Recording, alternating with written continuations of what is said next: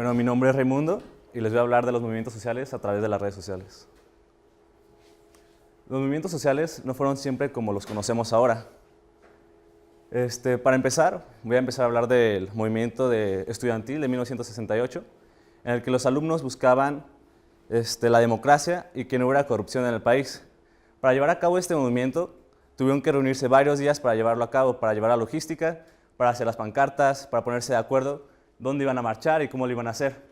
Al igual tenían que hacerlo en espacios físicos, pero en espacios físicos donde no los escuchaban las autoridades, por el mismo miedo de que los censuraran o que les hicieran algo. El movimiento de los derechos civiles de Alabama 1955 fue una protesta contra la segregación racial. Este movimiento llevó más tiempo para que se llevara a cabo. Fueron 4 años para que se llevara a cabo este movimiento, 4 años de planeación, de logística, para saber qué iban a decir, cuáles iban a ser sus ideales, para saber dónde se iban a manifestar y para saber cómo lo iban a hacer. El Cordobazo en Argentina fue en 1968, un 29 y 30 de mayo, en donde las personas salieron a marchar y como consecuencia tuvo que el presidente, el dictador de ese año, Juan Carlos, renunciara. Y bueno, todos estos tres movimientos se los digo porque antes no se podía reunir la gente de una manera tan rápido como lo hacemos ahora en los medios digitales. Porque ahora, gracias a los medios digitales, podemos tener una reticularidad en el que podemos hiperconectarnos con los demás y así hacer unos movimientos más rápidos a un corto plazo y a lo mejor de una manera más eficaz. Gracias a la era digital nos ha permitido llevar estas luchas a diferentes espacios. No digo solo digital y físico, sino también a lo local, nacional e internacional. Bueno, para empezar, el primer movimiento que utilizó Internet fue el EZLN. No fue que el comandante Marcos haya utilizado una computadora o algo así, sino que un estadounidense en Texas empezó a divulgarlo del movimiento EZLN, empezó a hablar sobre el movimiento, empezó a decir de qué trataba y lo que estaba pasando en Chiapas. Fue así como se dio a conocer. Otro ejemplo es el Yo Soy 132, que sí se movió mucho en las redes sociales. Con el hashtag Yo Soy 132 empezó a hablarse sobre el tema y empezó a hablarse sobre la democratización de los medios. Empezó a hablarse sobre el favoritismo de los medios de comunicación hacia Peña Nieto. Empezaron a manifestarse miles de universitarios usando el hashtag Yo Soy 132 en Twitter y en Facebook y también en YouTube. La primavera árabe, el Internet tuvo un gran papel dentro de ella, ya que en estos países en el que suscitaba la primavera árabe no se podía hablar de estos temas de movimientos sociales, porque iban a ser castigados, denunciados, incluso los podían matar. Así que empezaron a hablar de ello en las redes sociales, en páginas de Internet, e incluso una chava empezó a hacer un video en el que empezó a hablar de hay que salir a manifestarnos, hay que tomar las calles, hay que salir este 25 de enero. Así fue como empezó el movimiento, gracias a un video que se viralizó y la gente empezó a hacer conciencia y salió.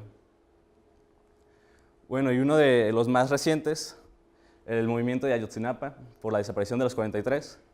Este movimiento tuvo un gran auge en las redes sociales, hizo que la gente empezara a abrir canales de diálogo para hablar sobre los desaparecidos. Les empezamos a dar cara y voz, empezamos a hablar de ellos e incluso hizo que en otros países se hablara.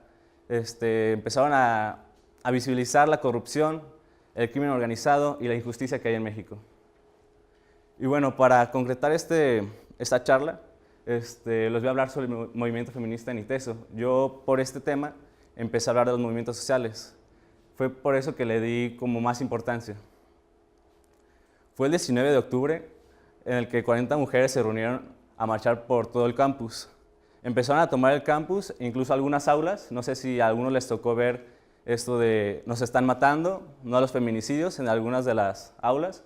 Incluso en la explanada se utilizó para hablar de esto, incluso ahí escribieron igual. Y esto fue muy importante porque se dio en un día importante para el ITESO, en el Viva ITESO, en el primer día.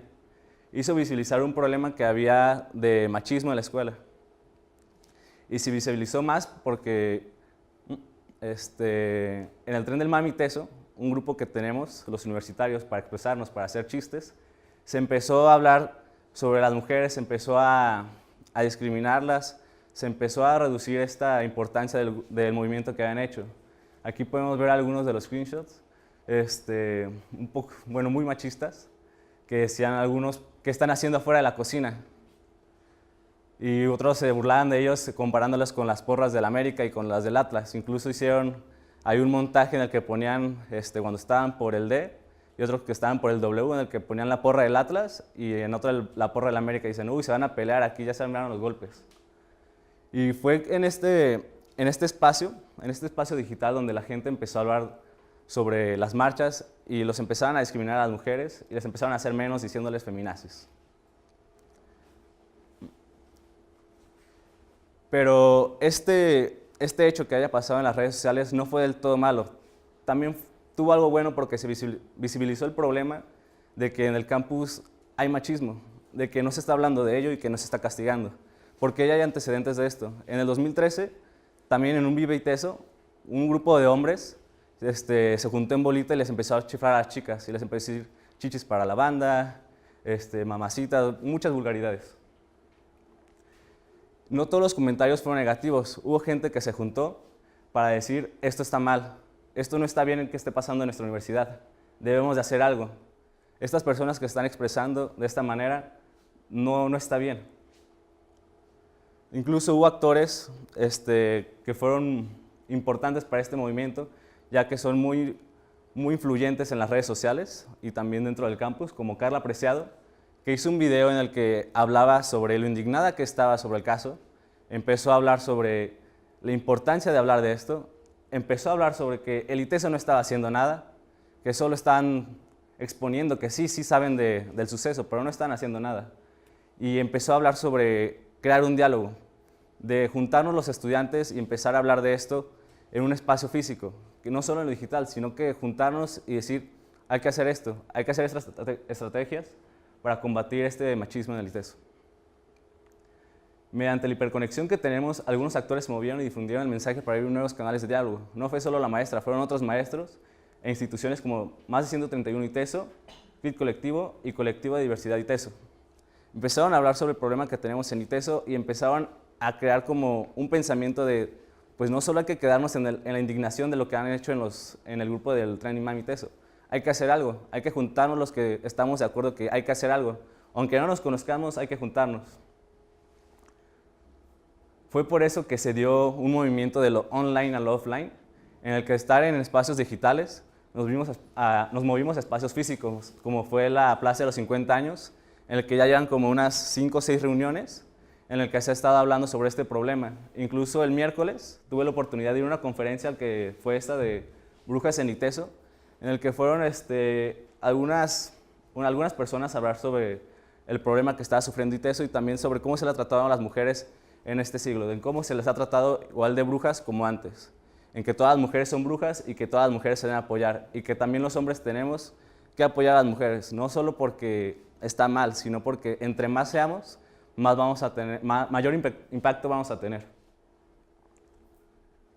Y bueno, como les digo, abrió un canal de diálogo entre los estudiantes, ya que gracias a las particularidades que tiene Facebook, a la hiperconexión que tenemos, abrió la oportunidad de abrir canales de diálogo y así discutir lo que estaba pasando. Incluso ayer jueves, de 3 a 4, se reunieron para crear estrategias para combatir esto. No sé si alguien ya vio la caja que está allá por la cafetería, que es para hacer denuncias, para hablar sobre la violencia de género, para hablar si un profesor te está acosando.